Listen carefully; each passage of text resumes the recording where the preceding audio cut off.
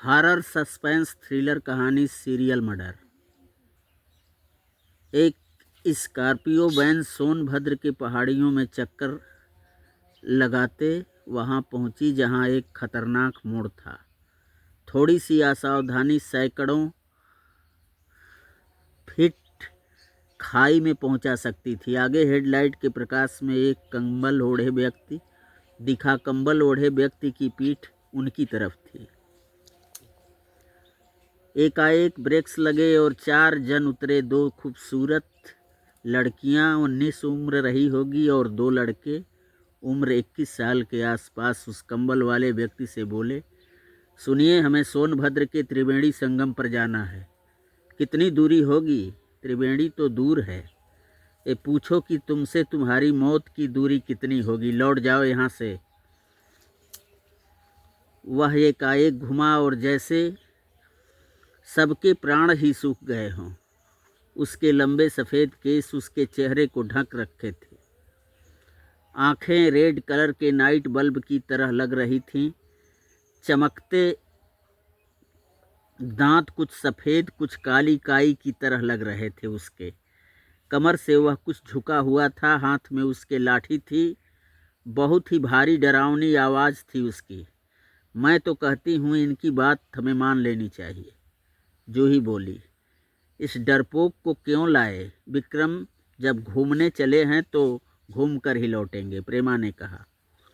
शांत हो जाओ, शांत हो जाओ। गाइड्स आपस में नहीं लड़ते। ये बुढ़ा हमारे भीतर डर भर रहा है। अब हम मानेंगे नहीं, अवश्य जाएंगे, बंटी ने कहा।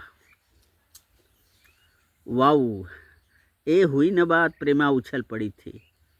वहाँ से स्कॉर्पियो तेजी से निकली। बुढ़ा मुस्कुराते हुए उन्हें जाते देख घूर रहा था। स्कॉर्पियो रुकी आदिवासियों के उस गांव में जहाँ बनदेवी माँ मंदिर के पास लोग नाच झूम रहे थे। ये भी चारों दोस्त गीत नृत्य का आनंद लेने लगे थे। तभी जूही, प्रेमा, विक्रम और बंटी को बिन बताए बनदेवी माँ के दर्शन के लिए पहुँची और हाथ जोड़े पूजा की मुद्रा में खड़ी थी। तभी पैरों के नीचे कुछ खिसका और दोनों फिसलती हुई भीतर पहुंच गईं। दोनों ने देखा एक भयानक नर पिशाच उनके करीब आ रहा है। वे भागना चाहीं पर नर पिशाच के पंजे से दूर नहीं भाग पाई। उसकी चीखें उस काली अंधेरी गुफा में गुम हो गई। इधर कर्मा गीत पूरे शबाब पर था। विक्रम, बंटी, जूही और प्रेमा को न पाकर परेशान हो उठे। उन्होंने आदिवासियों से मदद मांगी पर सब व्यर्थ। यह बहुत खतरनाक जगह है बाबू। यहाँ रात्रि में खूंखार जानवर घूमते रहते हैं। उन ताइयों को आपने क्यों अकेला छोड़ा? एक बुढ़ा आदिवासी बोला। विक्रम, बंटी की हालत पागलों जैसी हो गई थी। दिन भर उन्हें ढूंढते रहते, फिर थक हार कर वापस वहीं आए जहां उन्हें बुढ़ा व्यक्ति मिला था। क्यों, मेरा कहा मान लिए होते तो ये नौबत नहीं आती।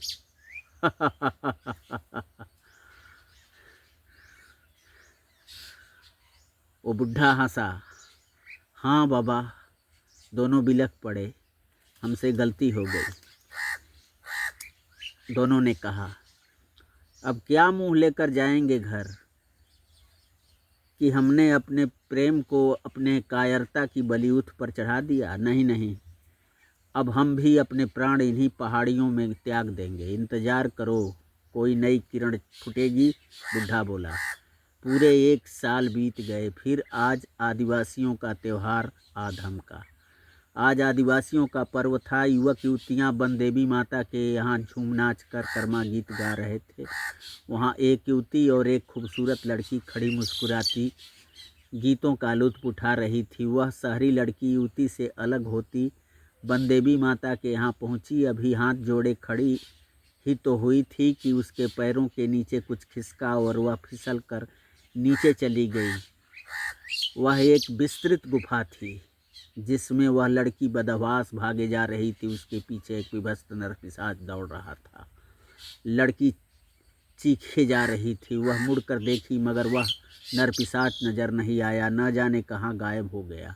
लड़की की धड़कन बढ़ गई थी। वह एक जगह खड़ा होकर अभी तेज सांस छोड़ ही रही थी कि नरपिशाच के कठोर हाथ उसे जकड़ लिए थे। वह उसके कैद से छूटने के प्रयत्न करने लगी, मगर असफल रही। नरपिशाच उसके कपड़े गुफा की झाड़ियों में फेंकने लगा। वह निर्वस्त्र तड़प रही थी और नरपिशाच उसे रौंदे जा रहा था। लड़की की चीख गुफाओं को झकझोर कर रख दी थी। नरपिशाच शांत होते ही अपने बड़े बड़े नाखूनों से उसके सीने को फाड़ डाला और उसके गर्म रक्त से अपने चेहरे को तर करने लगा था। कर्मा गीत। उम्बाहू उम्बाहू उम्बाहू, जाहि बिच मछली समनवा के पानी में तरक उठे ना, तू लगाओ बंसी अरवा नदिया के तिरवा गरक उठे ना। जाहि बिच मछली समनवा के पानी में तरक उठे ना, ना ना, तू लगाव बंसी अरवा नदिया के तिरवा गरक उठे ना। उम्बाहू उम्बाहू उम्बाहू। इस गीत के धुन में युवती की चीख गुम हो गई। आदिवासी कबीले का सरदार लाखन छुरा तालियां बजाते हुए बोला। सरदार लाखन छुरा तालियां बजाते हुए बोला, वाह वाह, क्या गीत नृत्य प्रस्तुत किया तुम्हारे नृत्य मंडली ने राघव, और तुम्हारे कर्मा गीत का तो भाई जवाब नहीं। तभी लड़की के साथ वाली युवती दौड़ी चीखती वहां आई। क्या बात हो गई मैडम जी, आप इतना चीख क्यों रही हैं? साफ साफ कहिए न, सरदार लाखन छुरा बोला।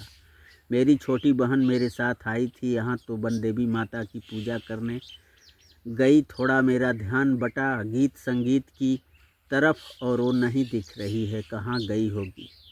यह गांव जंगली खूंखार जानवरों के घेरे में बराबर रहता है।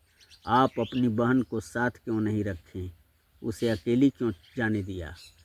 कई रोज तक आदिवासियों ने ढूंढा पर अति नहीं मिली। सीमा रोती बिलखती घर वापस आ गई। सीमा के पति आर्मी में थे। 8-10 महीने बाद जब छुट्टी आई तो ये बात सुनकर गुस्से में तमतमा उठे। तुमने अनाथ अपनी बहन को चढ़ा दिया बनदेवी माँ को बलि। चलो बताओ मुझे वह जगह। फौजी खून उबल पड़ा। गांव वालों की भीड़ इकट्ठी हो गई थी फौजी के दरवाजे पर और कानाफूसी हो रही थी अति के बारे में। अपनी पत्नी को फौजी अपनी बाइक पर बिठाया और निकल पड़ा था आदिवासी गांव की तरफ। रास्ते में उसे 2 पागल जैसे युवा मिले। फौजी ने गाड़ी रोक दिया और पूछा, सोनभद्र त्रिवेणी यहाँ से कितनी दूर है? दोनों जवाब देने की बजाय बिलख पड़े। साहब, उसी त्रिवेणी के चक्कर में हम आदिवासियों के गांव में अपनी प्रेमिकाओं को खो बैठे। क्या नाम है आप दोनों का? फौजी बोला, जी विक्रम बंटी। आओ हमारा साथ दो, हम देखेंगे वो कौन दरिंदा है जो इंसानी ज़िंदगियों को तबाह कर रहा है।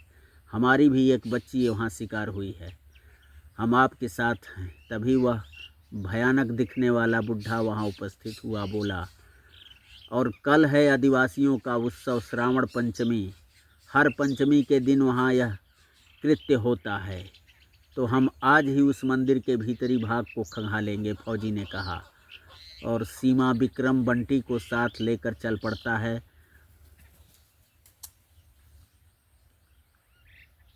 गुफा के भीतर अंधेरा था। कंटीली झाड़ियों पे उन सीरियल मर्डर का शिकार हुई उन लड़कियों के कपड़े उलझे थे। तभी विक्रम और बंटी 2 कंकालों को गले लगाए बिलख पड़े। यह जूही और प्रेमा के कंकाल थे। उधर फौजी और सीमा अति के कंकाल को पकड़कर फपक कर रो पड़े। उस नरपिशाच सीरियल किलर की दरिंदगी का कल आखिरी पर्व होगा। आर्मी जवान दहाड़ उठा। आज आदिवासी युवक युवतियाँ सुबह से ही त्यौहार की तैयारी में जुटे थे। इधर यह डरावना बुढ़ा व्यक्ति गायब था। विक्रम बंटी, आज बाबा नहीं दिख रहे। हाँ सर, हम लोग भी बाबा के ही उधेड़ बुन में ही पड़े हैं। चलो तैयार हो जाओ, याद है ना, हम एक ही साथ बनदेवी माँ के चौखट पर मिन्नतें मांगेंगे। और सब उसी स्कॉर्पियो वैन से पहुँचे। आदिवासियों का नृत्य गीत शबाब पर था। तभी चारों विक्रम, बंटी, फौजी, सीमा एक ही साथ बनदेवी माँ के द्वार पर खड़े हुए थे। नीचे का पटल खिसका और सीमा पहले गिरी और नरपिशाच उसे दौड़ाया। पीछे एक और नरपिशाच दौड़ रहा था जिसे विक्रम, बंटी पकड़ लिए। बाबा आप? हाँ बेटे, मैं सीआईडी इंस्पेक्टर रणधीर आज साल भर से इस नरपिशाच के फिराक में था। चलो उस युवती की तरफ, उसे नरपिशाच से खतरा है। तभी सीमा चीखी। नरपिशाच उसे अपना पंजा मारने ही वाला था कि फौजी उसे पीछे से पकड़ लेता है। तब तक ये तीनों भी पहुंच चुके हैं। जबरदस्त दोनों तरफ से हाथ पैर चलने लगे थे और गुस्से में विक्रम वहीं पड़ी सरिया उठाया और नरपिशाच के सर पर दे मारा। एक जोरदार चीख निकली उस नरपिशाच के मुख से और सीआईडी इंस्पेक्टर ने उसका नकाब हटाया। अरे यह तो आदिवासियों का सरदार लाखन छुरा है। तो तुम ही थे आदिवासियों के नरपिशाच सरदार। आदिवासियों के बीच लाया गया उसे। देख लो अपनी सरदार नरपिशाच को।